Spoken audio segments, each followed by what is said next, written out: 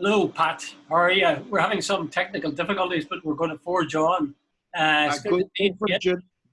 Yeah. Um, on your mind, weighing heavily is the whole question of the coalition that's been formed in Dublin.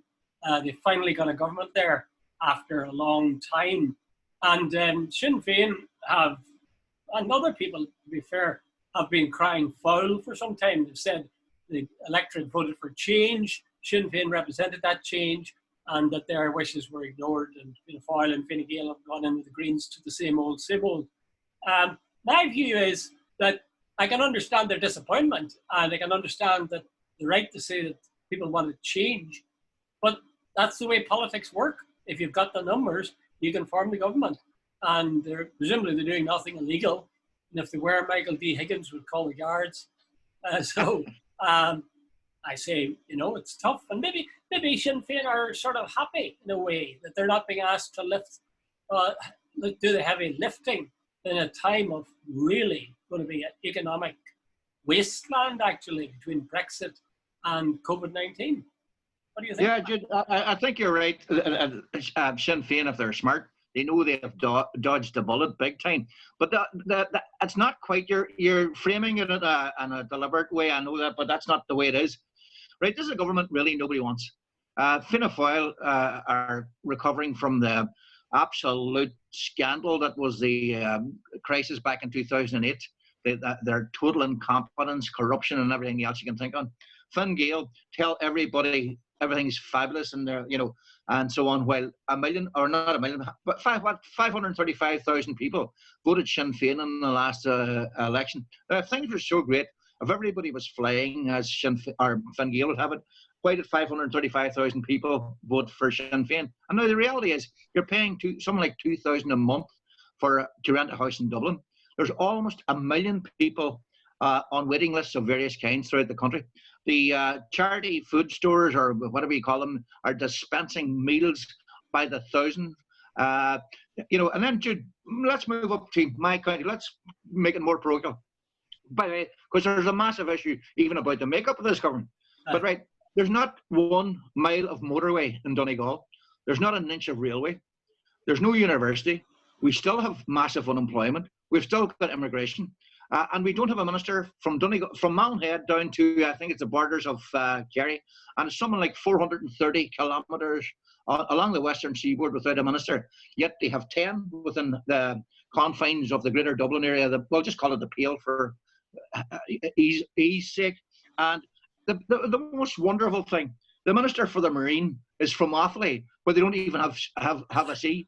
It's beautiful. If you wanted to piss off people or annoy people in rural Ireland, you've just done it brilliantly. But it's a big issue. There's a whole Pandora's box here, Jude. Well, let me point to one aspect of that particular box, and that is: are you saying that except you've got a TD from your area, you're not going to be served by the government? Well, a minister, particularly, Jude, a minister in Ireland. Well, you had a minister, Pat. You had a minister. You're Joe McHugh for the last. Yes. Yeah. Well, Joe was Minister for Education, and he was at the cabinet table. Did he get anything for Donegal? Well, the school's right a bit that Joe didn't deliver a lot for Donegal, so. There's my argument.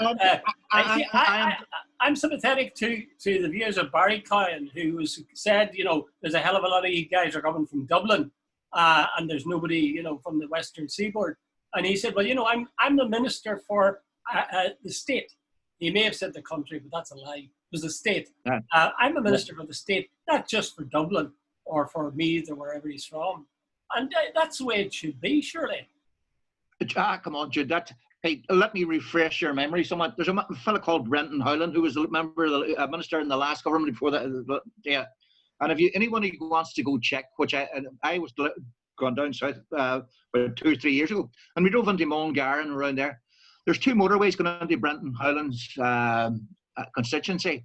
They brought up a whole lot of American firms there. The IDA brings people to that area and all the rest. Donegal doesn't get any of that.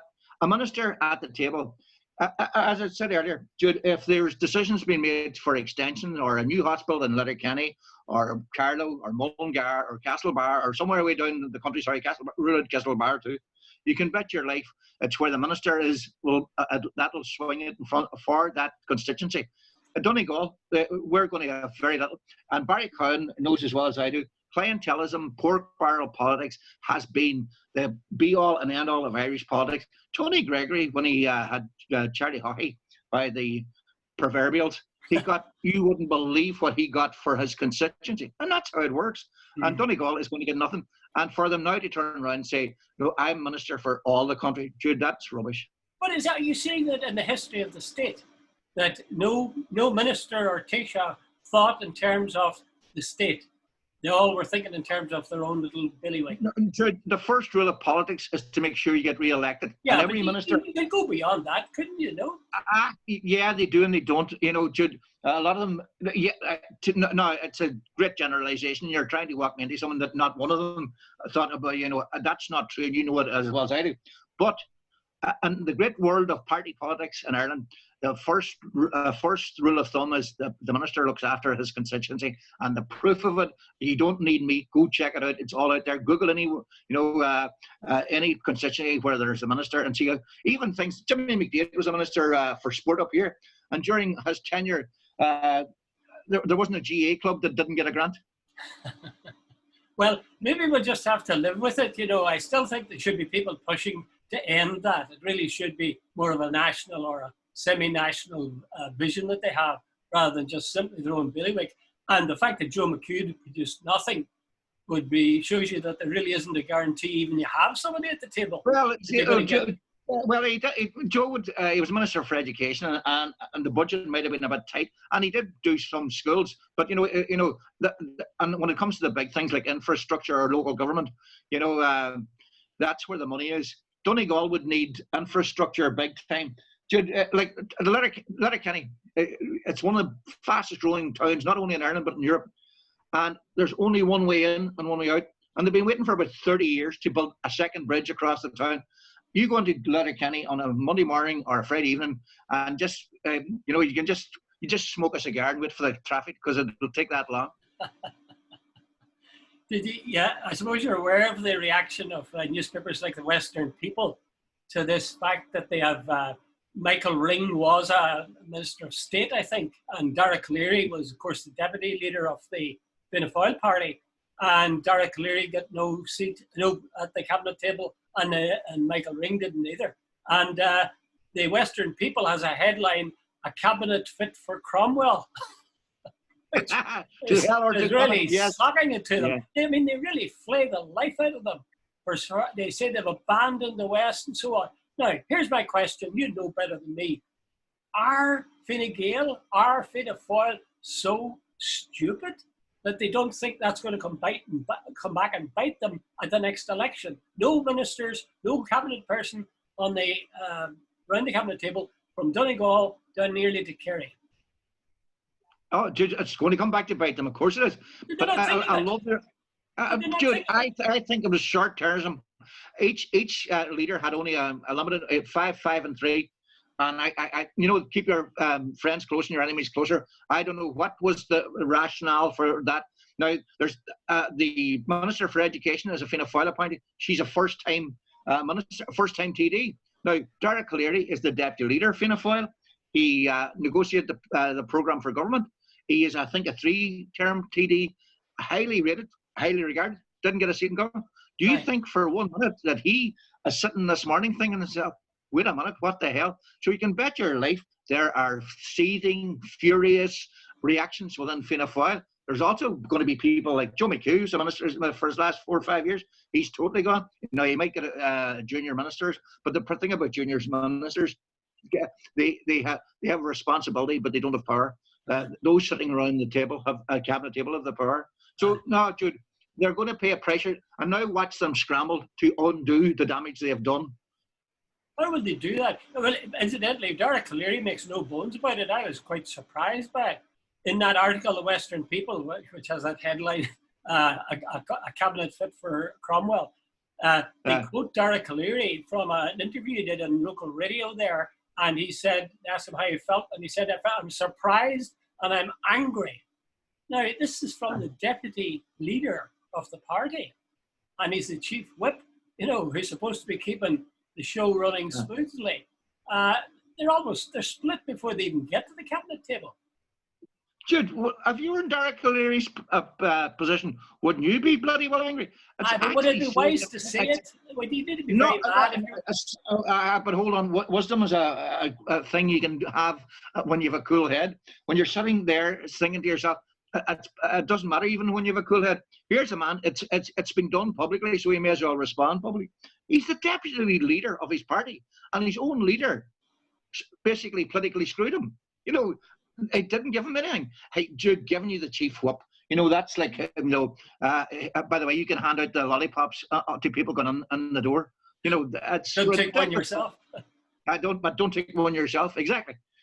So that's the level we're at. And I think they'll follow it. Jude, see if the reaction and the start off is anything like what it's going to be. And I don't know if this one, Jude, I think I might have said earlier on, this is a government nobody wants.